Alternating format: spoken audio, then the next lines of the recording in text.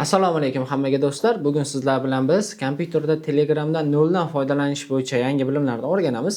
Juda ko'pchilik insonlar Telegramni telefon orqali ishlatishadi, lekin kundalik hayotda yoki ish jarayonida hujjatlar bilan, fayllar bilan ishlaganimizda ularni boshqa insonlarga yuborish uchun albatta kompyuter juda ham qulay hisoblanadi, lekin juda ko'pchilik insonlar bu ishni qila olmaydi. Kimdirlarda kompyuterda Telegram bo'lmaydi, qayerdan topib yuklashni bilishmaydi yoki kimdirlar umuman Telegram ochishni bilmaydi hali kompyuterda yoki fayl yubora olmaydi, papka ko'rinishidagi hujjatlarni yuborishni bilmaydi. Bugun aynan mana shunday muammoli insonlar uchun ajoyib video darslik bo'ladi. Agar siz ham kompyuterda Telegramdan foydalanish bo'yicha to'laqonlicha bilimlarni o'zlashtirmoqchi bo'lsangiz, videomizni oxirigacha kuzatib boring. Biz birinchi navbatda kompyuterimizga Telegram dasturini o'zi qayerdan yuklab olib kelsak bo'ladi, shu haqida ko'rsatib beraman. Mana ko'rib turishimiz mumkin, bizda Telegram dasturi hali mavjud emas. Buning uchun menga Google Chrome brauzeri kerak bo'ladi. Google Chrome brauzeriga o'taman va o'zimizga tegishli bo'lgan akkaunt bilan davom etaman. Va qidiruv oynasiga men Telegram desktop deb yozaman. Telegram web kerak emas, menga Telegram desktop. Desktop bu albatta рабочий stol ingliz tilidagi versiyasi. Kompyuter uchun Telegram bittada chiqarib beradigan sayt. Va saytga kirishdan oldin biz har doim e'tiborga olishimiz kerak bo'lgan jihatlari, har doim Telegram logosi bo'lishi shart va HTTPS dan boshlangan sayt bu haqiqatdan mavjud va xavfsiz sayt hisoblanadi deyarli. Va desktop.telegram.org original Telegram sayti ekanligini bildirib turibdi. Telegram.ru yoki boshqacha saytlar bo'ladigan bo'lsa, biz maslahat bermaymiz u saytlardan kelib Telegram yuklab olishni. Shuning uchun har doim mana shu saytni yuklab olsangiz, hech qanday reklamalarsiz yoki boshqa dasturlarni sizni yuklashga majburlamasdan bizga kerak bo'lgan Telegram dasturini bittada yuklab beradi. Telegram desktop saytiga o'tdim va Telegram Windows X64 ustiga bosaman va menda yuklab olish jarayoni boshlanadi. Endi yuklab olish jarayoni bu sizning internetingizga bog'liq. Internetingiz qanchalik tez bo'ladigan bo'lsa, yuklab olish jarayoni ham shunchalik tez yakunlanadi. Xo'p, mana bizda deyarli Telegram yuklab olish tugadi va men bir marta mana shu joyga bosaman sichqonchaning chap tugmasi bilan. Va mendan hozir haqiqatda o'rnatasizmi deb so'radi. OK tugmasini bosaman va dale uстановить tugmasini bossam, Telegram dasturi endi meni kompyuterimda o'zini o'zi o'rnatadi va endi meni kompyuterimda Telegram dasturi bor. Xo'p, завершить tugmasini bosaman va bu to'g'ridan to'g'ri Telegramni ochib beradi hozir menga. Mana Telegram dasturi kirdik. Endi qanday qilib men o'zimda Telegramni ulab olsam bo'ladi menga? Buning uchun ikki xil usuli bor. Birinchisi QR kodlari bilan agar начать общениeni bosadigan bo'lsam, bu yerda ekranda hozir skaner qilish uchun QR kod beradi. Telefonim orqali skaner qiladigan bo'lsam, Telegram ichiga kirib bittada ochib boradi. Lekin hozir men sizlarga telefon raqami orqali kirishni o'rgataman. Xo'p, nomer telefoni degan ustiga bosdim va o'zimni Telegram ulangan telefon raqamini kiritaman yerga. 305 va hokazo. Продолжить. Va albatta siz kompyuterda Telegramingizni ulamoqchi bo'lsangiz, sizga telefoningiz yoningizda bo'lishi shart, chunki Telegram sizga SMS jo'natadi, tasdiqlovchi kod. Bu telefoningizdagi kelmaydi SMS shaklida, bu Telegramning ichiga keladi. Telegram dasturiga kiramiz va bu yerda Telegramning o'zidan bizga SMS kelgan bo'ladi va o'sha SMSni biz kiritib tasdiqlab qo'yishligimiz kerak bo'ladi. Haqiqatan bu o'zimiz ekanligimizga. Va men ikki bosqichli parol yoqib qo'yganman do'stlar. Hozir men o'zim bilgan parolni kiritishim bilan ochiladi, ungacha ochilmaydi. Xo'p, o'zim qo'ygan parolimni kiritdim va mana Telegram menda ochildi. Birinchi qiladigan ishim albatta bu yerda yopib qo'yish bo'ladi. Mana Telegram dasturi bor do'stlar, ochib oldik. Telegram qanaqa yuklab olishni ko'rdik. Uni telefon orqali kompyuterda qanaqa ochib olish kerakligini ham ko'rdik. Endi Telegramda bitta ikkita sozlamalar bor, uni to'g'rilab qo'yishimiz kerak bo'lgan. Ana shu jihatlarni sizlarga ko'rsatib o'tib ketaman. Xo'p, birinchi ochganingizda sizda hamma joy mana shunaqa ochiq turgan bo'ladi. Kim nima deb yozgan? Masalan, mana men video darslik yozyapman, hammasi ko'rinib turibdi. Kim menga nima deb yozgan yoki oldimda o'tirgan sheriklar ham ko'rib qolishligi mumkin. Shuning uchun men buni yopib qo'yaman. Chegara chiziq bor, oq bilan yashillar o'rtasida mana chegara chiziq kessam ikki tomonga qaragan strelka chiqadi. Mana shu strelka bilan bosib turib, chap tomonga tortaman, yurmayotganga o'xshadi, majburlab tortaversangiz albatta yopiladi. Va endi mana kim nima deb yozgan menga ko'rinmaydi. Va e'tibor bergan bo'lsak, biz misol uchun men o'qituvchiman, kompyuterimni televizorga ulab dars o'taman va har daqiqada menga yoqmaydi burchakdan sizga Telegramdan xabar keldi degan bildirishnoma kelaversa. O'quvchilarning oldida noqulay holat yoki qanaqadir majlisda o'tirgan bo'lsangiz, har doim ting ting ting etib xabar kelaversa, bu ham noqulay holatga solib qo'yadi. Shuning uchun biz birinchi navbatda Telegram ochib olganimizdan keyin, bu burchakni yopib qo'yganimizdan keyin Telegram sozlamalariga o'tamizda, nastroykaga o'tib, bildirishnomalarni o'chirib qo'yamiz. Xo'p, bu Telegram menyusi deyiladi. Menyuni ustiga bossam, tishli g'ildirak ko'rinishda nastroyki bor. Nima uchun tishli g'ildirak deb aytayapman? Chunki bu hamma tilda har xil keladi. Misol uchun ingliz tilida settings, rus tilida nastroyki, o'zbek tilida sozlamalar. Siz agar buni belgisi bilan istab qoladigan bo'lsangiz, mabodo fransuz tilida Telegram ochishga majbur bo'lib qolsa, qidirib o'tirmaysiz qayerda ekan sozlamalar deb. Shunchaki belgini ko'rasiz, ha, demak bu sozlamalar, men shunga bosishim kerak deb davom etib ketaverasiz. Xo'p, tishli g'ildirak ustiga bosdim va bu yerda ikkinchi bo'lim turibdi, qo'ng'iroqcha, уведомление, ya'ni bildirishnomalar turibdi. Xo'p, kirdim. Qarasam 3 xil bildirishnoma mavjud, uchalasi ham yoniq turibdi. Burchakdan chiqib keladi. Boshingizda o'tgan, agar Telegramda bir marta bo'lsa ham kompyuterda Telegram ochib ko'rgan bo'lsangiz, bu narsa sizga tanish. Xo'p. Hozir misol uchun mana Dinodan xayrli tong degan SMS keldi. Va televizorda hamma o'qidi menga qo'shilib buni. Xuddi shunaqa yonimda o'tirgan sherigim o'qib oldi. Tekstni yopib qo'ysam, Dinodan SMS keldi qanaqadir. Agar imyoni ham yopib qo'yadigan bo'lsam, Telegramdan sizga SMS keldi degan xabar keladi.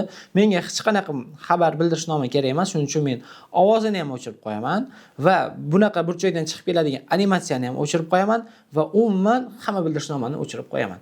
Mana shu 3 ta bo'limni siz o'chirib qo'yadigan bo'lsangiz, sizda endi umuman bildirishnoma kelmaydi. Faqat Telegramni ichiga kirganingizdan keyin ko'rasiz sizga kim yozgan. Bu faqat kompyuterda ochilgan Telegram sozlamalariga amal qiladi. Ya'ni telefoningizning sozlamalari o'zgarib ketib qolmaydi. Xo'p, endi ikkinchi o'chirib qo'yishimiz kerak bo'lgan joyi, yana men menyuga o'taman va bu yerdan nastroykaga o'taman. Endi mana shu belgi bilan turibdi. Avtozagruska bor bizda. Avtozagruska bo'limni ichiga kiradigan bo'lsam, avtozagruska media, ya'ni guruhlarda ko'rganmiz yoki kanallarga kirsak, biz xohlamasak ham u yerdan kelgan rasmlar, videolarni avtomatik ochib tashlaydi. To'g'ri, ochib tashsa tayyor turadi, lekin uni muammolari ham bor. Birinchidan internet sekinlashtiradi va kompyuterimiz yoki telefonimizda xotirasini tez to'ldirib qo'yadi. Va natijada telefon yoki kompyuterimiz sekin ishlashni boshlaydi. Xo'p, kirdim, avtozagruska media turibdi, lishniy chat, ya'ni odamlardan kelgan xabarlar. Ochmasin. Men qachonki o'zim ustiga borganimda ochsin. Saqlanit. Gruppalardan kelganlar o'chirdim. Saqlanit va kanallardan kelgan xabarlar o'chirdim va hammasini saqlab oldim. Mana endi men qaysidir guruhga yoki kanalga kirganimda, mening ruxsatimsiz qaysidir video yoki rasmlarni ochib tashlamaydi. Xo'p, mana men sozlamalardan to'g'rilab oldim. O'zimga qulay qilib, menga bildirishnoma kelmaydi. Men qaysidir kanalga kirsam, meni ruxsatimsiz videolarni ochib tashlamaydi. Menga shu narsa kerak edi. Endi keling Telegramga chiqib ketib qolamiz. Yo'q ekan, rабочий stolda ko'rinmay qoldi Telegram. Shunaqa holatda qanaqa topsam bo'ladi? Oson, pusk tugmasini bosaman. Telegram bosh harf albatta T ni bosib, enter tugmasini bossam, yana o'sha Telegramga kirib oldim. Odamlarga qanaqa yozsak bo'ladi? Yoki keling bir yo'la sozlamalarni tugatib olamiz.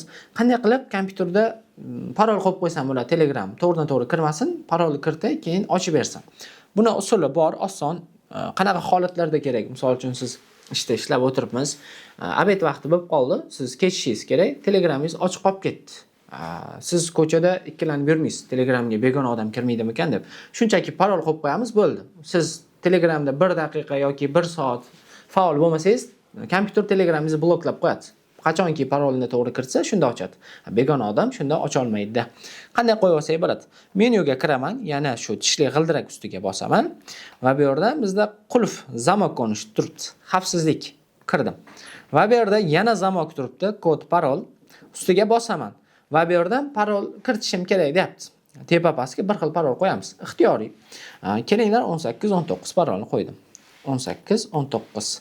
Saqlanit kod parolni bosdim va bu yerda aytayapti Windows, ya'ni Windowsda paroli bilan, ya'ni kompyuteringiz o'zi bilan paroli bilan ochib beraymi deyapti. Yo, menga kerak emas, chunki sherigim kompyuterning parolini bildi degani, u Telegramning ham parolini bilib oladi degan. Shuning uchun o'chirib qo'yaman buni. Siz necha soat yoki qancha vaqt Telegramda faol bo'lmasangiz, bloklab qo'yaylik deyapti. Menga 5 daqiqa yetadi. 1 minut juda ham qisqa fursat, juda ham bloklanib nima deydi, asabimizga tegaveradi. Shuning uchun 5 daqiqa eng yaxshi fursat. Va bo'ldi, hammasi tayyor. Va men Telegramdan chiqib ketadigan bo'lsam, misol uchun Ctrl Q bilan Telegram bittada yopib yuborsak bo'ladi va men Telegramga qayta kirmoqchiman. Va Enter tugmasini bosdim. Mana kod so'rayapti. Qo'ygan kodimiz 15-14 emas edi. Mana xato dedi. Necha edi? 18-19. Mana. Endi Telegramimiz ochildi.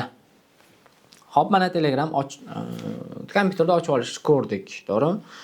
Kerakli sozlamalarni to'g'rilab qo'yishni ko'rdik. Kompyuterga Telegramga qanaqa parol qo'yib qo'ysak bo'ladi, uni ko'rdik. Endi qanday qilib Telegramda boshqa insonlarga yozsam bo'ladi, qanday qilib ularga fayllarni, hujjatlarni jo'natsam bo'ladi, ko'rsatib beraman. Misol uchun men hozir kimgadir yozmoqchiman. Buning uchun qidiruv oynasiga men o'sha yozmoqchi bo'lgan odamning ismini yozsam kifoya. Misol uchun kim? Hop. Boburjonni o'ziga yozib qo'yamiz. Mana. Boburjon deb yozim keldi. Mana shu joyga qanaqadir matn yozmoqchiman. Xayrli tong yoki bugun ishga kelasizmi yoki nimadirlar xullas. Yozuv maydoni turibdi, kursor shu joyda yonib o'chyaptim. Shu joyga kelamizda, xayrli kun. Xayrli xato ketdi. Xayrli kun. Bitta unda enter tugmasini bossam yoki salom. Bu yerdagi samolyotcha turibdi, to'g'rimi? Samolyotga o'xshash belgini bir marta bossangiz, sizdagi yozgan xabaringiz ketadi. Endi mabodo xato yozib qo'ydingiz, xayrli kun, misol uchun kun emas, qarasangiz kech bo'lib qopti. Xayrli tun deb yozmoqchi bo'lsak, shu yozgan ustimizga kelamizda, so'zma sichqonchani o'ng tugmasini bosamiz. Va bosganimdan keyin izmenit, ya'ni qalamcha chiqadi. Tahrirlash ustiga bosdim. Endi kunni o'chirib va qilib qo'yaman. Xayrli tun deb qo'ysam ham bo'ladi ekan. Bo'ldi mana.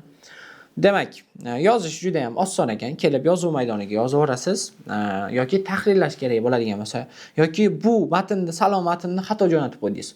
O'ng tugmani bosasiz, udalit. Galchkani o'chirsangiz faqat sizdan o'chadi. Galchkani qo'ysangiz Boburjondan ham o'chib ketadi. Udalit. Mana matn yozishni ko'rdik. Xato yozib qo'ygan matnlarimizni o'chirib olishni ham ko'rdik. Endi keling, biror bir rasm jo'natib ko'ramiz. Qanday jo'natsak bo'ladi? Telegramda biz fayllar yoki rasmlar jo'natishni bu yerda skripka belgisi bor, to'g'rimi? Skripkani bitta bosadigan bo'lsak, mana meni kompyuterimda fayl menejer oynasini ochib beradi. Bu yerda misol uchun рабочий stolda qanaqadir rasm yoki загрузкада rasm bo'lsin. Misol uchun mana logo rangli degan rasm bor ekan. Bosdim. Открыть, отправить. Mana rasm ketdi. Xo'p, endi keling, Telegramda hujjatlarni qanaqa jo'natadi? Rasm jo'natishni ko'rdik, endi hujjatlar jo'natishni ham ko'raylik. Hujjatlar jo'natish, keling Wordda bitta hujjat tayyorlaymiz. Word dasturiga kirdim, mana. Keldi, men yozib oldim. Telegram uchun deb yozdim. Fayl, сохранить как, obzor, qayerga saqlashni so'rayapti. Рабочий stol, сохранить bosdim. Endi buni sherigimga jo'natib berishim kerak edi. Faylga o'taman. Telegramga qaytaman. Skripka bor. Skripkani bosib, bu yerda qayerga saqladik? Рабочий stolga saqladik. Va Telegram uchun tanlayman. Открыть, отправить. Mana rasm jo'natishni ko'rdik, hujjat jo'natishni ko'rdik. Endi ovozli xabar qanaqa ketadi? Ovozli xabar jo'natish uchun mana bu yerda mikrofon rasmi bor. Agar mikrofon ustiga bitta bossangiz, bu videoga o'zgaradi. Mikrofonga o'zgartimda sichqonchani chap tugmasini bosib turaman va xayrli tong Boburjon, senga sinov tariqasida ovozli xabar jo'natyapman. Ovozli xabarni jo'natdim. Mana eshitib ko'ramiz. Ovozli xabarimiz ketgan va xayrli tong Boburjon, senga sinov tariqasida ovozli xabarimiz ketdi. Endi video xabar qanaqa jo'natamiz? Hozir menda video xabar jo'natish funksiyasi ishlamaydi, chunki OBS studiyasi menda ekran zapis qilyapti. Sizda ishlaydi. Bosib tursangiz, mana sizda kamera paydo bo'ladi. Ha, mana ishladi. Bemalol yozib jo'natsak bo'ladi ekan. Xo'p, mana bizda videoni ham xuddi shunaqa tartibda jo'natib olishingiz mumkin bo'ladi. Xo'p, demak, yozishni o'rgandik Telegramda, rasm jo'natishni o'rgandik, qaysidir faylni jo'natishni o'rgandik, video jo'natishni o'rgandik, ovozli xabar jo'natishni o'rgandik. Kelinglar endi Telegramda oddiy papka ketmaslik sababini ko'rib chiqamiz. Nima uchun Telegramda oddiy papka ketmaydi? Bosdim. Kelinglar oyni Telegram ikkinchi yarmiga qo'yib olaman va mana shu joyda bitta papka ochib olaman. Ctrl Shift N. Papka. Papka Telegram dedim. Va boyaga hujjatimni misol uchun bu papkani ichiga solib qo'ydim. Papkani ichiga solib qo'ydim va endi bu papkani olib misol uchun kirib ketdi. Tortib sudrab tashlaversam ham bo'ladi mana. Ketmayapti. Mana ketmayapti. Lekin CapCut dasturini jo'natib yuborsam ketyapti. Papka ketmayapti. Xullas, nima demoqchiman? Telegramdan oddiy papkani jo'natib bo'lmaydi do'stlar. Telegramdan siz papka o'zi qachon jo'natamiz? Misol uchun men Alisher aka ismli odamni ishlarini qilib berdim. 20 ta hujjat bo'lib ketdi. Endi Alisher aka uyiga borganda so'rayapti. Hasanboy, meni hujjatlarimni tashlab ber deb Telegramdan deb. Endi men 20 marta jo'natmayman-ku. Alisher akani hujjatlarini bitta papka ochaman-da, Alisher aka nomi bilan o'sha papkaga yig'ib Telegramdan bitta jo'natib yuborsam bo'ladi. Men yuborishda ham bir marta jo'nataman va mendan qabul qilib olgan odam ham bir marta qabul qilib oladi. Mana oddiy papka ochdim, ketmayapti. Kelinglar, uni ketkizish yo'li qanaqa bo'ladi? Papkani ustiga kelamiz va shuncha o'ng tugmasini bosib, bu yerda bizda sjatdo degan joyi bor. Mana shu joyda zip faylni tanlaymiz. Va xuddi shunaqa papkadan bizda yana bitta ochiladi. Mana zamoklangan versiyasi. Endi bu papka ketmayotgan bo'lsa, albatta bu papkamiz bizda mana ketadi. Ko'rdikmi? Papka Telegram zip. Demak, do'stlar, Telegramda oddiy papkani jo'nata olmaymiz ekan. Agar siz papkani kimgadir jo'natmoqchi bo'lsangiz, albatta uni zip ko'rinishga keltirib olishingiz kerak bo'ladi ekan. Xo'p, endi mana shu chatdan chiqib ketmoqchiman men. Chiqadigan tugma yo'q. Qanday chiqib olsam bo'ladi? Escape tugmasini bossam, bemalol chiqib olsam bo'ladi ekan, do'stlar. Xo'p, endi kelinglar mana menu bo'limidan yana kerakli bo'lgan sozlamalar bilan tanishib chiqamiz. Настройки bo'limida bizda xavfsizlik bo'limida yana bir nechta narsalar qolib ketdi. Nomer telefon, ya'ni my contact. Ya'ni faqat men kontaktlarim ko'ra olsin meni raqamimni. Ustiga bossam, misol uchun vse yoki nikto hech kim ko'ra olmaydigan qilib qo'yishi mumkin. Ya'ni sizni telefon raqamingizni begonalardan kimlar ko'rsin? Yoki sizni qachon oxirgi marta onlayn bo'lganingizni kimlar ko'ra olsin? Nikto. Profilingizga qo'ygan rasmingizni kimlar ko'ra olsin? Mana shu joydan to'g'rilab qo'ysangiz bo'ladi hammasini. Endi aktivniy seans, ya'ni meni Telegramim yana 4 ta joyda ochiq ekan. Redmi Note 13 va albatta telefonim yana nechtadir kompyuterlarda ochiq ekan. Mana shu joydan kirib, agar siz 2 soatdan ortiq mana shu kompyuterni yangi ochdik-ku biz, foydalanish jarayoni 2 soatdan ortadigan bo'lsa, завершить все другие seansda bosib oladigan bo'lsa, yopilib ketadi hammasi. Faqat mana shu kompyuterning o'zida qoladi. Xo'p, mana ko'rib chiqdik, sozlamalar bo'limida ham eng kerakli joylarini ko'rib oldik. Agar siz 2 bosqichli parol qo'ymoqchi bo'lsangiz, keling, ключ доступ. 2 bosqichli parol qo'yish. Обличный parolni bosamiz. 2 bosqichli tekshiruv parol qo'ya olaman. Misol uchun 16 14 o'tkazdim. Ya bu eski parolingni kirit deyapti. 29 va hokazo. Eski parolni kiritib oldim va seminit parolni almashtirib ol. Almashtirish, yangi parol qo'yish bilan parol almashtirish bir xil. Menda parol borligi uchun hozir boyaga seminit parol chiqdi. Endi mana sizda to'g'ridan to'g'ri shunaqa o'yini chiqadi. Добавить parol faqat parol qo'yib olasiz. Misol 13 qo'ydim. Продолжить bosaman va endi shunaqa so'z qo'yib qo'yginki, sen qo'ygan parol, ya'ni 13 esingdan chiqib qolsa, bu so'zni ko'rganingda esingga kelsin deyapti. Qanaqadir so'z, misol uchun kechagi sana 13 edi. Xo'p, qo'ydim va qo'ymasangiz ham bo'ladi. Propustить bosib davom ettirsak ham bo'ladi. Продолжить bosdim. Endi mabodo seni ikkita qo'ygan paroling ham esingdan chiqib ketib qoldi. Zaxiraga qo'ygan paroling ham esingdan chiqib ketib qoldi. Email kiritib qo'ysang, mabodo ular esingdan chiqib ketganda tiklash kodini biz emailga jo'natamiz deyapti. Mana shu joyda ko'pchilik odamlar xato qiladi. 2 bosqichli parol qo'yadi, lekin email qo'ymaydi, elektron pochta. Sizga ham maslahatim, menda hozir email olingan. Mana shu joyga email qo'yib qo'ying. Hasan Abdullayev 775 gmail.com yozdim va сохранить и завершить bosdim. Bo'ldi. 2 bosqichli parol qo'yildi menda. Yangi parol qo'yib oldim. Va mabodo u meni esimdan chiqib ketib qoladigan bo'lsa, elektron pochtamga keladi. Mabodoga. Deyarli shular. Bitta inson kundalik hayotida yoki ish jarayonida Telegramdan foydalanishda mana shu ma'lumotlar bemalollarga yetadi. O'ylaymanki, bugungi darsimiz sizlarga juda ham foydali bo'ldi. Mana shunday foydali bilimlar Apple Akademiyasining 1 oylik kompyuter savodxonligi +AI kursida o'rgatiladi. Albatta, keyingi video darsliklarimizni o'tkazib yubormaslik uchun bizning sahifamizga obuna bo'ling, like tugmasini bosishni ham unutmang. Xudo xolasa bundan keyin sizlarga foydali bo'ladigan video darsliklarni chiqarishda biz to'xtamaymiz. Xayr, sog' salomat bo'ling, texnik bilimlaringizni rivojlantirishda to'xtamang. Salomat bo'ling.